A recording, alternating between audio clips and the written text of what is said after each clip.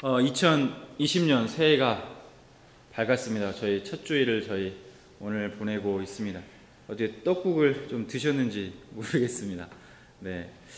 우리 좀 새해 인사를 좀 할까요? 그래도 저희 새해 첫 주니까요. 주변에 우리 계신 분, 좌우에 계신 분에게 새해 복 많이 받으십시오. 한번 인사 한번 하겠습니다.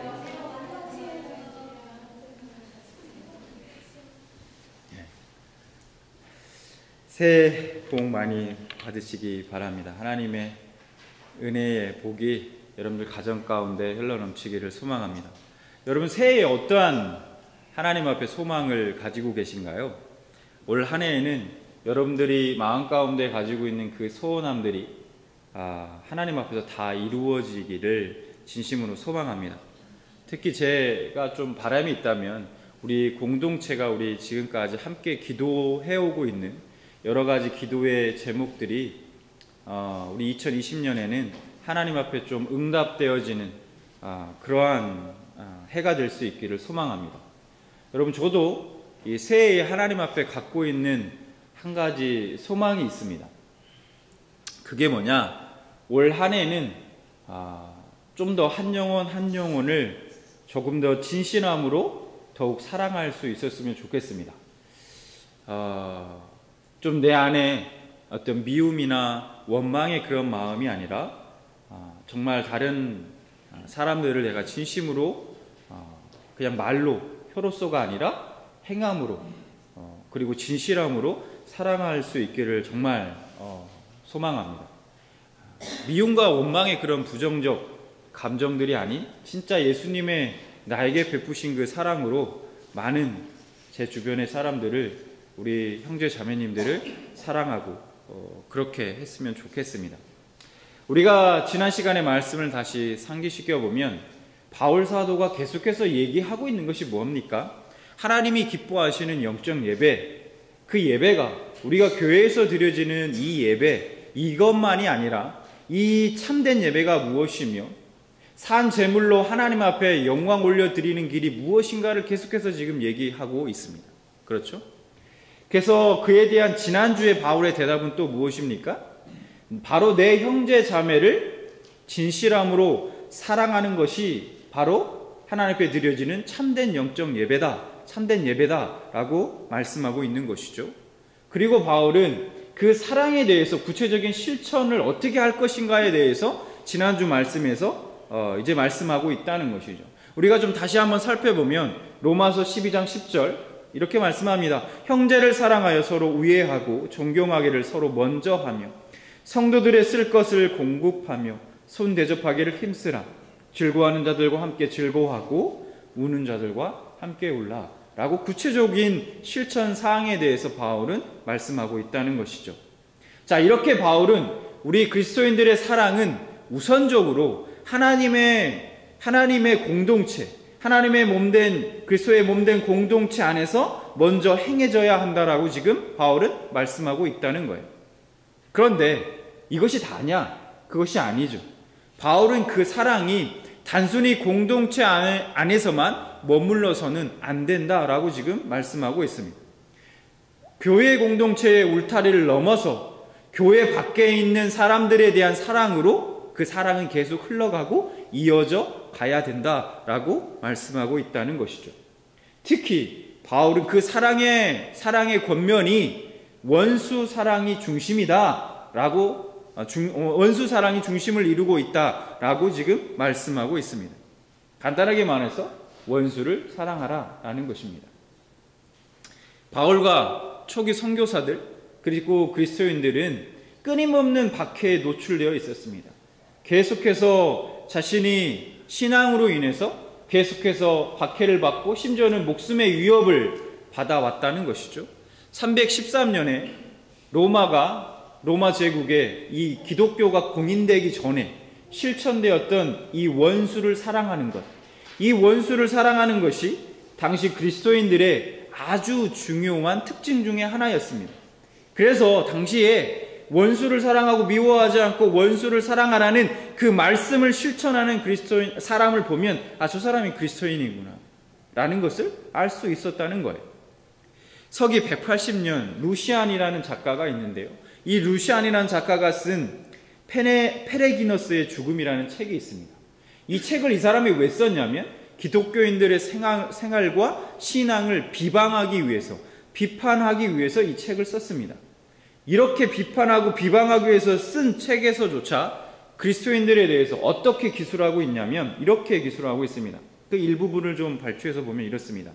그들은 서로를 형제라고 부르며 서로가 서로를 사랑하라고 가르쳤다.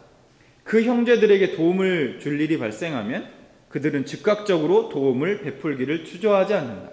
어떤 경우에도 형제에 대한 배려를 아까워하지 않는다라고 이렇게 기록하고 있습니다. 당시에 그리스도인들은 수많은 박해가 있었습니다.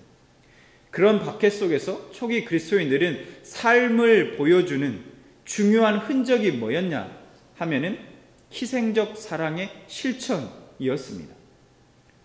사랑의 계명, 곧 하나님 사랑, 이웃 사랑, 이것은 예수님이 가르치신 최고의 가치였고 기독교의 핵심을 이루는 실천적 윤리였다라는 것입니다. 예수님은 분명히 말씀하셨습니다. 요한복음 13장 새 계명을 너희에게 주노니 서로 사랑하라. 내가 너희를 사랑한 것 같이 너희도 서로 사랑하라. 너희가 서로 사랑하면 이로써 모든 사람이 너희가 내 제자인 줄 알리라 라고 말씀하셨습니다. 바울은 오늘 본문 말씀 12장 14절에서 이렇게 명령합니다. 너희를 박해하는 자를 축복하라. 축복하고 저주하지 말라 라고 말씀하고 있습니다. 여러분, 단순히 저주하지 말라 라고 말씀하는 게 아니에요. 그건 어떻게든 해볼 수 있을 것 같아요. 그런데 축복하라라고 말씀합니다. 이게 무슨 말씀입니까? 쉽게 말해서 이런 거죠. 우리를 박해하고 핍박하는 사람들에 대해서 해로운 일이나 어떤 나쁜 일이 생기지 않도록 마음속으로 소원하면서 그 사람들을 위해서 하나님 앞에 축복해 주시도록, 하나님께 축복해 주시도록 기도하라라는 말씀입니다. 이게 어떻게 가능할까? 그렇죠? 그런 생각이 듭니다. 또한 바울은 아무에게도 악을 악으로 갚지 말라라고 말씀합니다. 로마서 12장 17절. 아무에게도 악을 악으로 갚지 말고 모든 사람 앞에서 선한 일을 도모하라 라고 말씀합니다. 요거 한마디로 줄이면 이렇습니다. 절대 보복하지 말라 라는 말씀입니다. 자, 그러면 우리 그리스도인들이 원수를 사랑해야 하는 이유가 뭘까? 왜 원수를 사랑하라 라고 말씀하고 있는 것일까? 라는 것이죠. 자, 바울은 그 첫 번째 이유에 대해서 이렇게 말씀합니다. 우리가 그리스도를 통하여 하나님과 화목해 된 자로서 모든 사람들과 평화로운 관계를 유지해야 할 사명이 우리에게 주어졌다. 그렇기 때문이다 라는 거예요. 그래서 18절 말씀을 보면 바울은 이렇게 말씀합니다. 할 수 있거든. 너희로서는 모든 사람과 더불어 화목하라 라고 말씀합니다. 고린도후서 5장 18절에도 이렇게 말씀합니다.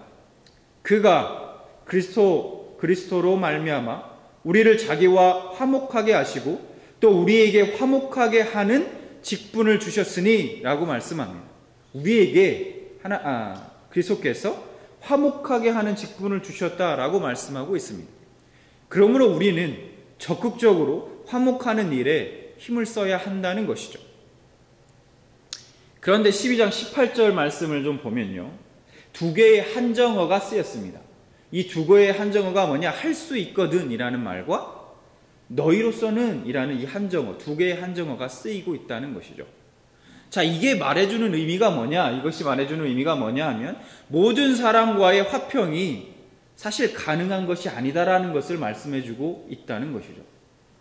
상대방이 우리와의 화평을 진짜 완전히 정말 원하지 않는다면, 정말 거부한다면 우리도 어쩔 수 없는 경우가 있다는 것이에요. 그런데 바울의 얘기는 뭐냐? 그럼에도 불구하고 우리는 최선을 다해 모든 사람들을 향해 화평을 추구해야 한다라는 것입니다. 자, 원수를 사랑해야 하는 두 번째 이유는 뭐냐? 원수 갚는 일이 순전히 하나님의 권한이기 때문이다라는 거예요. 우리는 사실 원수 갚는 일에 대한 권한이 우리에게는 없습니다. 그래서 12장 19절 말씀을 보면 이렇게 말씀합니다. 내 사랑하는 자들아, 너희가 친히 원수를 갚지 말고 하나님의 진노에 맡기라. 기록되었으되 원수 갚는 것이 내게 있으니 내가 갚으리라고 주께서 말씀하시니라 라고 말씀합니다. 하나님은요, 인간이 어떠한 보복하는 그 행위를 금지하고 계십니다. 그래서 잠언 24장 29절 말씀을 보면 이렇게 말씀합니다. 너는 그가 내게 행한 같이 나도 그에게 행하여 그가 행한 대로 그 사람에게 갚겠다 말하지 말지니라 라고 말씀하고 있어요. 그리고 잠언 20장 22절 말씀에도 이렇게 말씀합니다. 너는 악을 갚겠다 말하지 말고 여호와를 기다리라. 그가 너를 구원하시리라 라고 말씀합니다. 그래서 하나님은 우리 인간에게 있어서 보복하지 말라, 보복의 행위에 대해서 금지하고 있다는 거예요. 하지만 여러분, 우리 인간이 가지고 있는 이 복수심이요, 이거 참 멀리한다는 거 참 쉽지 않습니다. 누군가에게 뭔가를 좀 해를 당하면, 핍박을 당하면 그것을 보복하고 되갚고 싶은 마음이 드는 것이 인간의 자연스러운 마음이라는 거예요. 그래서 바울도 아마 이 사실을 잘 알고 있었던 것 같아요. 그래서 이러한 악한 마음이 들 것을 잘 알고 있었기 때문에 바울은 지금 내 사랑하는 자들아 라고 부르면서 그리스도인들에 대해서 악의 길로 가지 말고 사랑의 길로 지금 초청하고 있다는 거예요. 자, 원수를 그러면 사랑해야 하는 세 번째 이유는 뭐냐? 원수에게 선을 베풀면 원수의 머리 위에 불타는 숯을 쌓는 것과 같기 때문입니다. 그래서 12장 20절 이렇게 말씀합니다.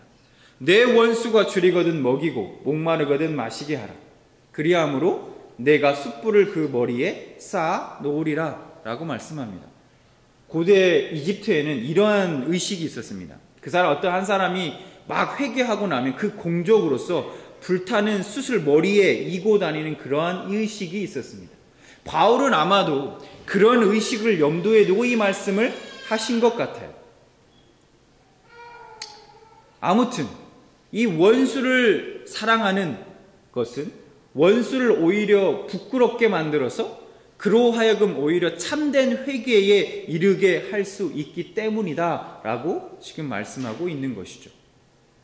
여러분, 그런데 이 이유 말고요, 또 한 이유가 있습니다. 뭐냐? 여러분, 성경은요, 가만히 오늘 말씀도 보면은 도대체 우리로 예수님처럼 우리 보고 살라고 하는 거 아니냐? 우리가 도대체 어떻게 예수님과 같이 그렇게 살 수 있냐? 우리가 어떻게 성자와 같이 그렇게 되어야 한다라고 말하느냐? 이렇게 우리가 생각할 수 있습니다. 그러나 성경은요, 우리가 무조건적으로 성자가 되어야 한다라고 말씀하고 있지 않다는 거예요. 여러분, 20절 말씀을 자세히 보면요, 하나님이 내 편이 아니라 원수 편이기 때문에 우리는 그저 우리가 아무리 억울한 일을 당해도 꾹꾹 그냥 다 참고, 원수가 그냥 배고프면 먹이고 원수가 목마르면 마실 것을 주고 이렇게 하라는 말이 아닙니다. 하나님이 우리에게 원수를 사랑하라라고 말씀하시는 것은 원수 때문이 아니라 바로 우리 때문이 그렇게 말씀하고 있다라는 것이에요. 원수를 미워하는 마음이 내 영혼을 바로 망치기 때문이라는 것입니다. 여러분, 우리는요, 우리 안에 미움과 원망과 같은 이러한 부정적 감정을 가지고 있을 때 우리의 마음이 얼마나 힘들고 또 자기 자신을 그러한 감정들이 좀먹게 하는지를 잘 알고 있습니다. 하나님은 우리가 상하게 되는 것을 원하지 않는다라는 것입니다. 우리가 이 말씀을 그냥 순종하면 우리 원수들에 대한 복수는 하나님이 알아서 처리해 주신다라는 것입니다. 자, 마지막으로 원수를 사랑해야 하는 이유는 악에게 보복한다는 것은 자기 마음에서 솟아난 죄에게 정복당하는 것이기 때문입니다. 자신이 오히려 죄를 더욱더 가중시키는, 증진시키는 결과를 초래하기 때문입니다. 그래서 바울은 악에게 지지 말고 악을 이기라 라고 말씀하고 있습니다. 12장 21절에. 그래서 이것은 영적인 전쟁인 것입니다. 우리는 악에게 지지 말고 선으로 악을 이겨야 하는 것이죠. 바울은 앞서 자신에게 주어진 그 은사들을 가지고 공동체를 섬기고 봉사하고 동시에 형제 자매를 진실함으로 사랑하는 것, 그것이 하나님께 드리는 영적 예배, 참된 예배다라고 계속해서 말씀했습니다. 그리고 오늘 말씀에서 한 걸음 더 나아가서 원수를 사랑하는 것이 하나님이 기뻐하시는 산 제물로 드리는 참된 예배다라고 지금 말씀하고 있는 것입니다. 그런데 이제 문제가 있습니다, 여러분. 문제가 있어요. 뭐냐? 여기까지 말씀 듣다 보면 우리 안에 의문이 드는 게 있죠. 아니, 도대체 과연 원수를 사랑하는 이 말씀을 우리가 어떻게 실천할 수 있을까? 이런 말씀을 내가 과연 실천할 수 있을까 하는 의문이 든다는 것입니다. 자, 사실 바울이요, 말씀하고 있는 이에 대한 답은 이미 지난주에 주어졌습니다. 로마서 12장 11절 말씀입니다. 부지런하여 게으르지 말고 열심을 품고 주를 섬기라. 여러분, 이 11절 말씀이 무슨 뜻인지 제가 지난주에 설명을 드렸는데 기억이 나십니까? 열심을 품고라는 것이 원문에, 헬라어 원문에 어떤 의미를 갖고 있는지 혹시 기억나십니까? 제가 말씀드린 성령으로 뜨거워진 마음으로, 이런 의미를 갖고 있다는 거죠. 성령으로 뜨거워진 마음으로. 자, 그래서 뜨거운 사랑을 지속하기 위해서는 우리가 반드시 성령으로 우리의 마음이 뜨거워져야만 하는 것이에요. 이걸 한마디로 한 단어로 얘기하면 성령 충만이라고 얘기할 수 있겠죠. 그렇게 뜨거운 사랑을 계속 지속하기 위해서는 우리의 신앙의 훈련에 있어서 게을러서는 안 된다는 거예요. 부지런해라 라고 지금 바울은 권면하고 있다는 거예요. 우리가 늘 성령 충만, 성령으로 우리의 마음이 뜨거워짐을 지속해야 하는 이유가 뭡니까? 공동체를 섬기고 봉사하는 동시에 내 주위의 형제 자매를 진실함으로 사랑하기 위해서입니다. 그리고 오늘 말씀, 원수로 여겨지는 사람들조차도 내가 사랑하기 위해서라는 것입니다. 그런데 여러분, 우리가 하나 개념 정리를 하고 가길 원합니다. 개념을 정리하고 하나 갈 것이 있어요. 원수는 과연 어떤 사람들인가 하는 거예요. 나에게 있어서. 여러분 한 사람 한 사람에게 있어서, 여러분에게 있어서 원수는 누구인가? 누가 나의 원수인가 하는 문제입니다. 그렇죠? 한 율법교사가 예수님을 찾아옵니다. 그래서 예수님을 시험하기 위해서 자신이 무엇을 해야 내가 영생을 얻을 수 있습니까? 라고 예수님께 질문합니다. 이에 대해서 예수님이 뭐라고 말씀하냐면, 주 너의 하나님을 사랑하고 또한 내 이웃을 내 자신과 같이 사랑하라 라는 이 계명 네가 실천하면 돼 라고 이렇게 말씀하십니다. 자, 이 대답을 듣고 다시 율법교사가 예수님께 질문합니다. 묻습니다. 뭐라고 묻냐면 누가복음 10장 29절 말씀입니다. 그 사람이 자기를 옳게 보이려고 예수께 여짜오되 그러면 내 이웃이 누구니까? 라고 이렇게 질문해요. 이 질문에 대해서 예수님은 누가복음 10장 30절부터 37절에 선한 사마리아인의 예화를 말씀하십니다. 우리가 다 알고 있는 선한 사마리아인의 예화. 예수님께서 이 예화를 통해서 말씀하고 있는 것이 뭐냐? 율법교사의 질문, 즉 뭡니까? 누가 내 이웃인가 하는 이 질문 자체가 잘못됐음을 지적하고 있는 것입니다. 이웃이, 여러분, 이 질문을 자세히 우리가 생각해보면, 곰곰이 생각해보면요, 이 질문 자체가 의도하고 있는 것이 무엇인 것 같습니까, 여러분? 이런 거죠. 내가 이웃과 이웃이 아닌 자를 구분하여 이웃은 내가 사랑하고 원수는 내가 미워하겠다라는 발상이 이 질문 안에 들어있다라는 것입니다.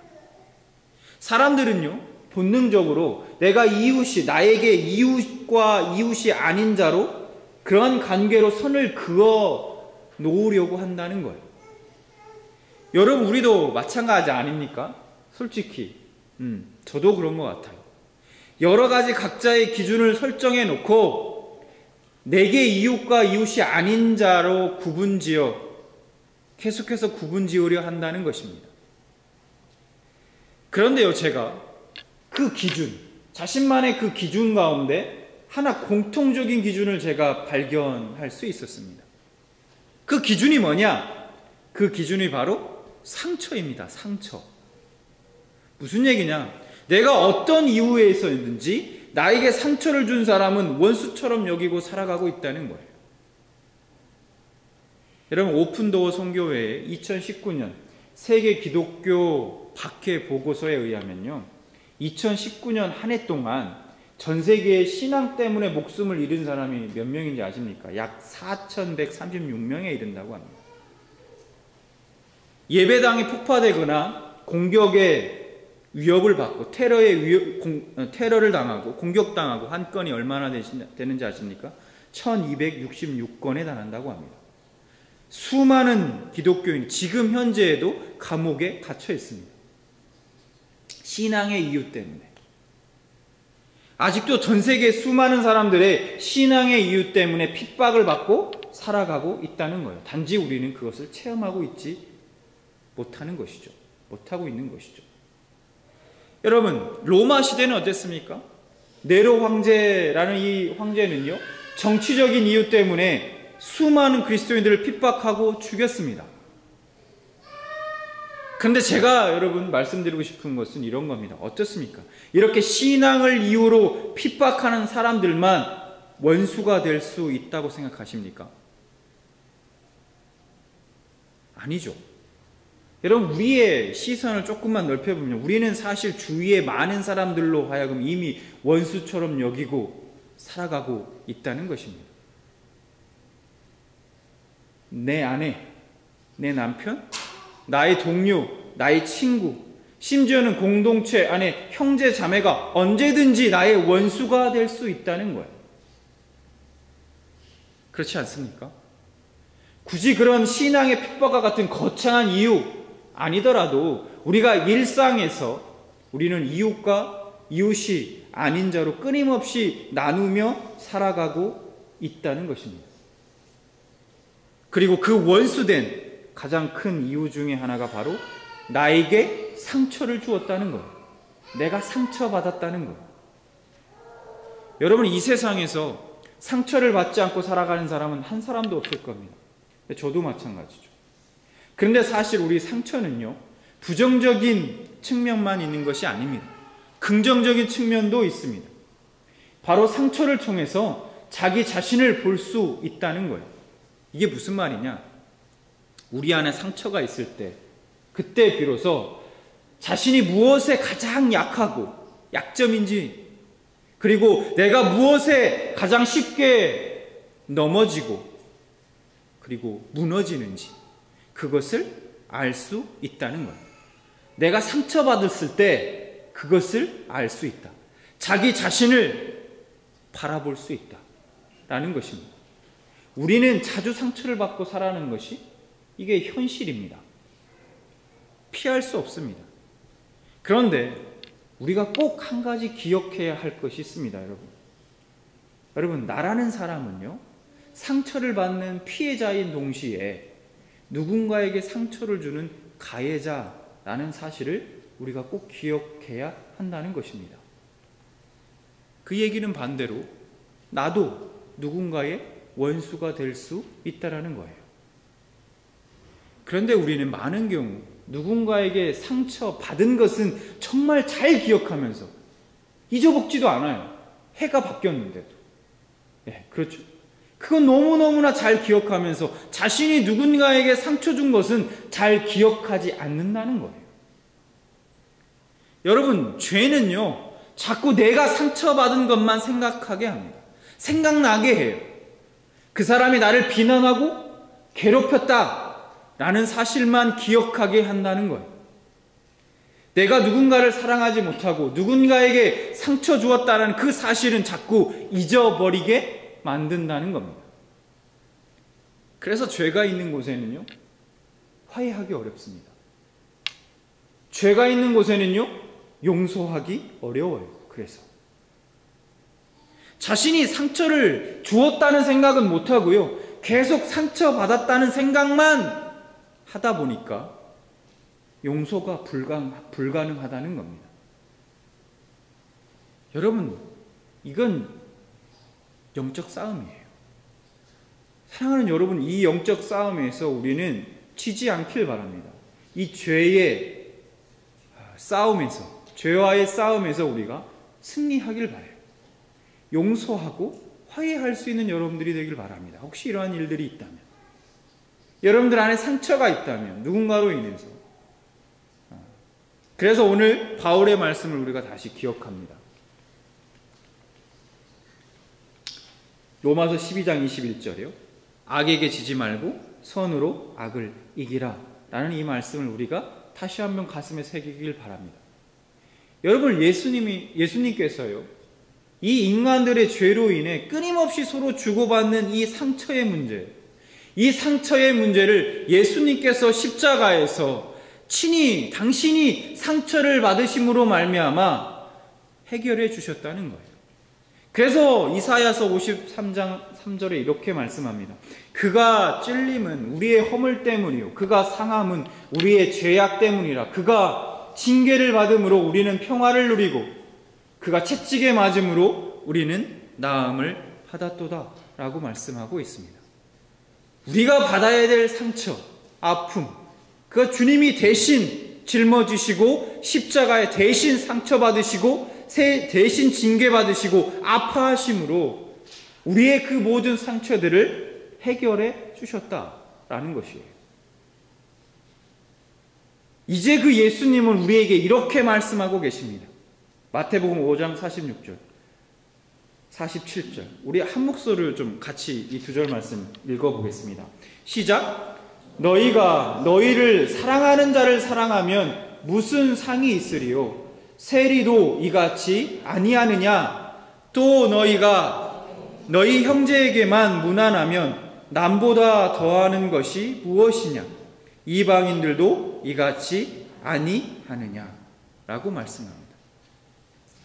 그리고 하나님은 지금도 이렇게 은혜를 베풀고 계십니다. 마태복음 5장 45절. 하나님이 그 해를 악인과 선인에게 비추시며 비를 의로운 자와 불의한 자에게 내려주심이라 라고 말씀합니다.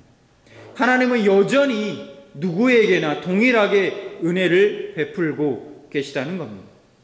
원수와도 같은 죄인인 인간에게도 지금도 여전히 하나님은 은혜를 동일하게 베풀고 계신다라는 것입니다.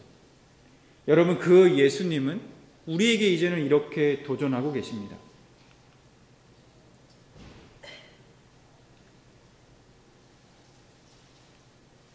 44절, 마태복음 5장 44절. 나는 너희에게 이르노니 너희 원수를 사랑하며 너희를 박해하는 자를 위하여 기도하라. 45절. 이같이 한즉 하늘에 계신 너희 아버지의 아들이 되리니 라고 말씀합니다. 여러분, 지금까지요, 이 참된 사랑은 세월이 흐름과 관계없이 어느 사회나 세대를 초월해서 거룩한 힘을 지금까지 발휘해 왔습니다. 초기 그리스도인들은 고난 가운데서도 고난의 여정의 그 길을 가면서도 그 힘의 위력, 사랑의 힘의 위력을 실천으로 보여주었습니다. 이 시대를 살아가는 우리 또한 그 믿음의 선진들의 발자취를 따라서 그 사랑의 힘의 위력을 이 시대 가운데 나타내며 살아가야 할 것입니다. 그때 세상 사람들은요, 우리를 바라볼 때 예수님의 제자임을, 또 하나님의 아들임을 알게 될 것입니다. 사랑하라 라는 하나님의 이 명령의 말씀, 이 말씀을 여러분 실천하기 쉽지 않습니다. 그거 인정합니다. 더군다나 원수를요. 그러나 여러분, 십자가를 통해 몸소 그 사랑의 실천을 우리에게 보여주셨고, 또한 우리를 우리는 그 사랑을 받은 자들입니다. 그래서 이제 우리는 그 명령을 지킬 수 있습니다. 성령님이 우리를 도우시면 우리는 그 명령을 지키며 살아갈 수 있습니다. 그렇기 때문에 여러분 그래서 우리는 계속해서 성령으로 뜨거워진 그 마음으로 사랑하기 위해 신앙의 훈련에 오늘도 게으르지 말고 부지런하라는 사도 바울의 그 말씀을 우리가 더더욱 가슴에 새겨야 할 것입니다. 진정 소망하기는 2020년에는 우리 안에 모든 상처들을 깨트리고 우리의 사랑이 교회의 문턱을 넘어서 내 주위의 원수와 같이 여겨졌던 그러한 사람들까지도 품고 사랑할 수 있기를 진심으로 소망합니다. 잠시 기도하는 시간을 갖기를 원합니다.